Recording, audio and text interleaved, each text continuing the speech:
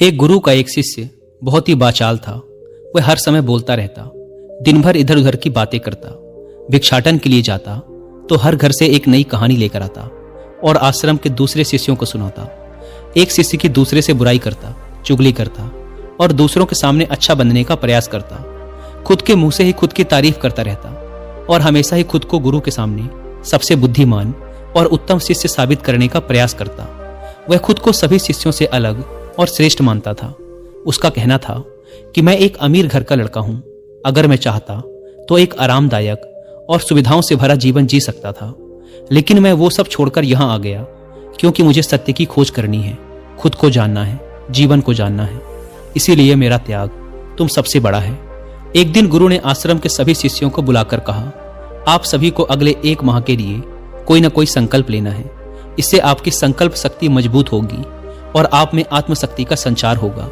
आप सभी अपनी अपनी सामर्थ्य के अनुसार कोई सा भी संकल्प ले सकते हैं और 1 माह से पूर्व आप में से जिस चीज का भी संकल्प टूटता जाए वो अपनी पुरानी दिनचर्या में वापस आते जाएं। सभी शिष्यों ने अपनी शक्ति के अनुसार छोटे बड़े संकल्प लिए और गुरु को अपने अपने संकल्प के बारे में बताकर वहां से चले गए। लेकिन वो बातूनी शिष्य खुद को सबसे अलग और बड़ा दिखाना चाहता था।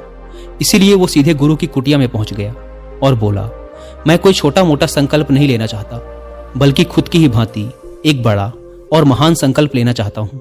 कृपया आप ही बताएं, क्या संकल्प लेना चाहिए मुझे? उस बातूनी शिष्य की यह बात सुनकर गुरु मुस्कुराए और बोले, क्या तुम मेरे द्वारा दिए गए संकल्प को पूरा कर पाओगे? क्या तुम्हारे लिए उसे पूरा करना संभव होगा?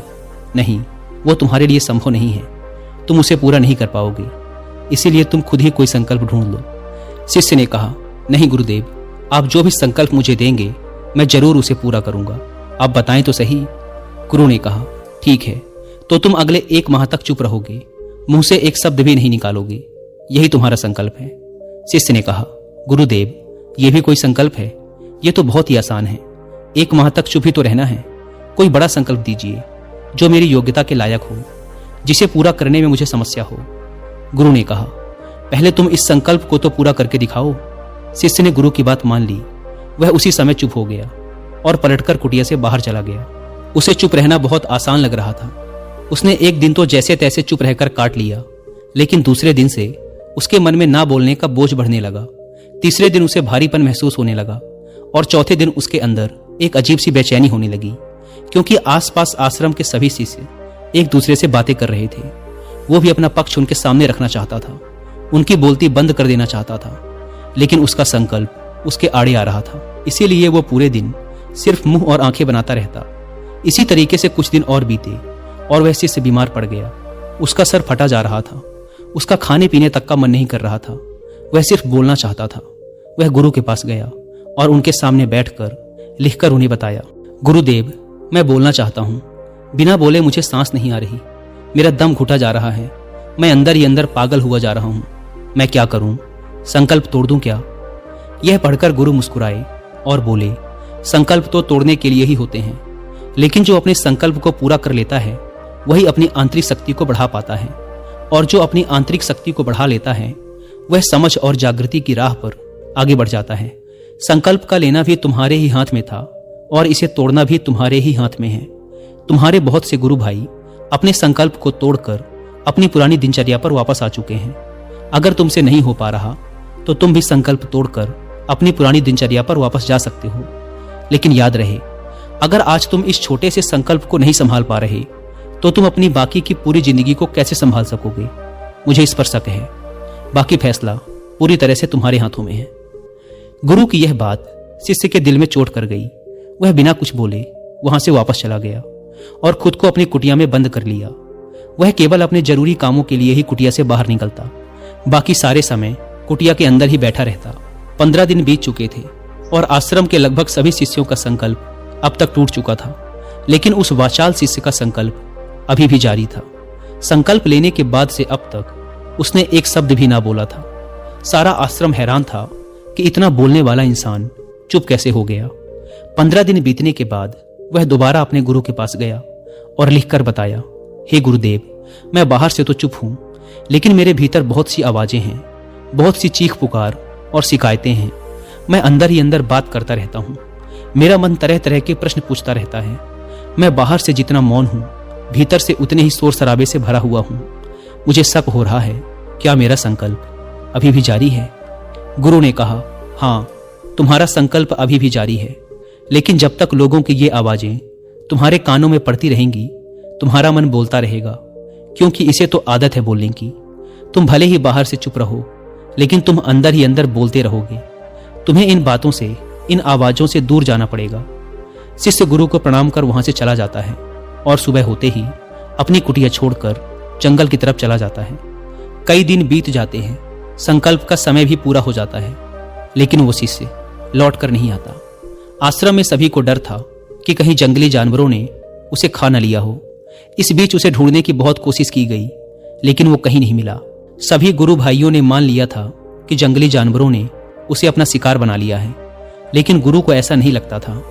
एक दिन आश्रम का एक शिष्य गुरु के पास आया और बोला, गुरुदेव, उस वाचाल शिष्य के साथ क्या हुआ होगा? क्या जानवरों ने उसे मार दिया होगा? गुरु ने कहा, हो सकता है कि जानवरों ने उसे अपना शिकार बना लिया हो, लेकिन उसके ना लौटने की एक दूसरी वजह भी हो सकती है। शायद उसे वो मिल गया है जिसके लिए वो गया था। शिष्य ने पूछा, गुरुदेव, क्या ज्यादा बोलना इतना हानिकारक होता है? गुरु ने कहा, इंसान के जीवन के बहुत सारे दुखों में से एक दुख ये भी है कि वो कभी चुप नहीं रह सकता, हमेशा कुछ ना कुछ बोलता ही रहता है। सिर्फ हमारे बोलने के कारण हमारे आधे से ज्यादा दुख पैदा होते हैं। परिवार के अधिकतर झगड़ों की वजह हमारा बेमतलब बोलना ही होता है। हम में से कोई भी चुप नहीं रहना चाहता। हम बस सामने वाले को सुना देना चाहते हैं। जो भी हमारे मन में है सब निकाल कर उसके मन में बैठा देना चाहते हैं। उसे समझा देना चाहते हैं कि देख, तू गलत है और मैं सही। आखिर ये कहां तक उचित है, क्योंकि दूसरा भी तो यही कर रहा है।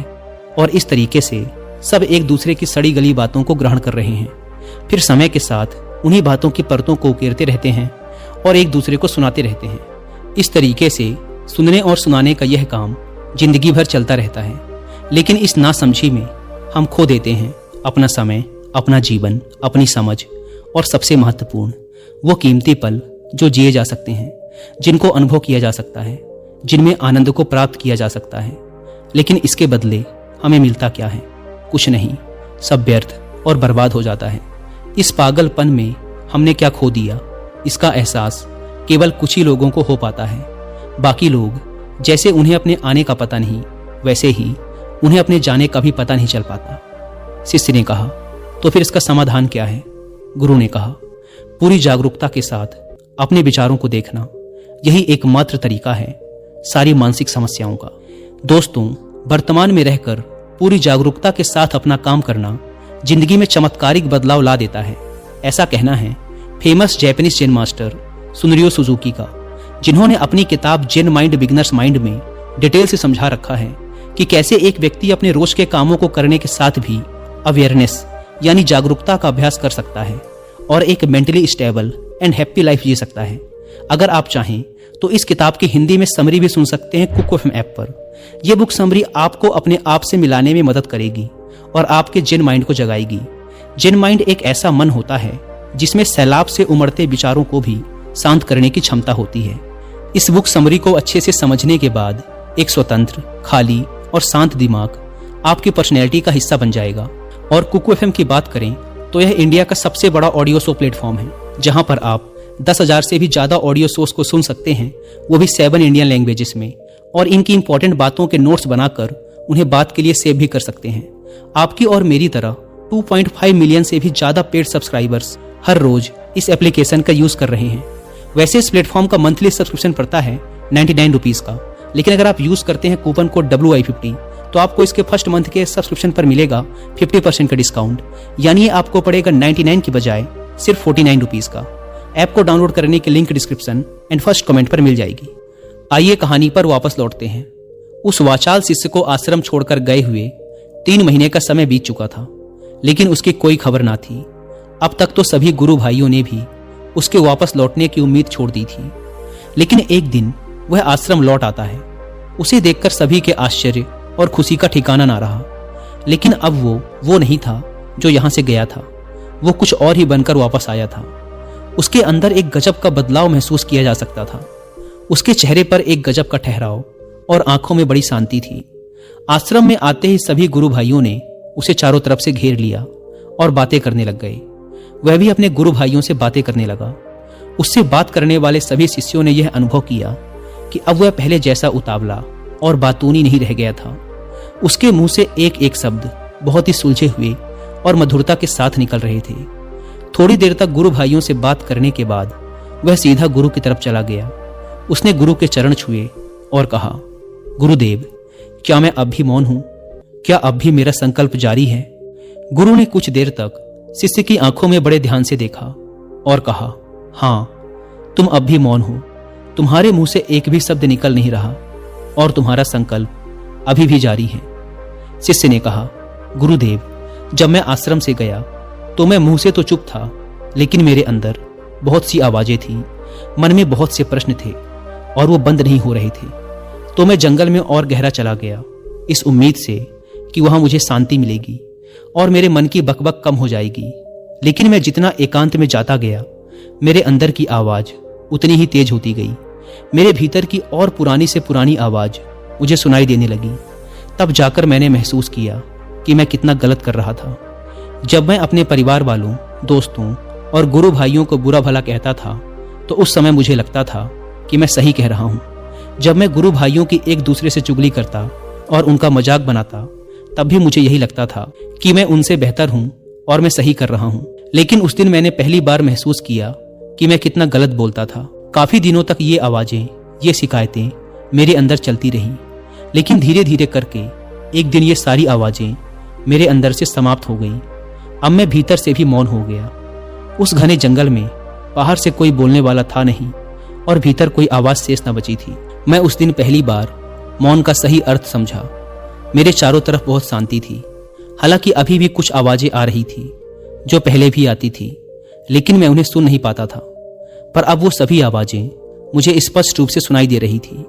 हवा के चलने की आवाज, चिड़ियों के चहकने की आवाज, पानी के बहने की आवाज, भंवरों के गुनगुनाने की आवाज, ये सभी आवाजें मैंने पहली बार पूरे होश पूर्वक सुनी। अपने चारों तरफ इतनी शांति मैंने पहले कभी महसूस नहीं की थी। तो इस शांति को भंग करने के लिए मैंने पहली बार अपने मुंह से कोई शब्द निकाला। मैं चिल्लाया, हे ईश्वर, ये कैसी शांति है? सभी कुछ इतना शांत क्यों है? ऐसा क्या हो गया? लेकिन मेरे चिल्लाने के बाद भी वो शांति भंग ना हुई। सब कुछ पहले के जितना ही शांत था, बाहर भी और भीतर भी। हे गुरुदेव, मैंने अपने गुरु भाइयों से बात की, मैंने आपसे बात की। मैं बोल रहा हूं, मैं चल रहा हूं, मैं सब कुछ देख रहा हूं, लेकिन मैं अपने भीतर एकदम एकांत में हूं, मौन में हूं। भीड़ में होता हूं तब भी भीतर से अकेला एकांत में होता हूं। जब मैं खुद में भी शोर करना चाहता हूं तब भी एकांत में ही होता हूं। अब सब दिखाई पड़ने लगा है, सब सुनाई पड़ने लगा है। गुरु ने कहा, जब तक हम बाहर की तरफ बोलते रहेंगे, भीतर अशांति ही रहेगी। जिस दिन हम भीतर की तरफ मुड़ जाएंगे, फिर बाहर हमारे मुंह से कुछ भी निकले, हम शांत ही रहेंगे। दुनिया में जितनी भी बुराइयां हैं, ज्यादातर हमारे बोलने से ही उत्पन्न होती हैं, क्योंकि हम चुप रहना नहीं चाहते। हम जितनी जरूरत है उससे कहीं ज्यादा बोलते हैं।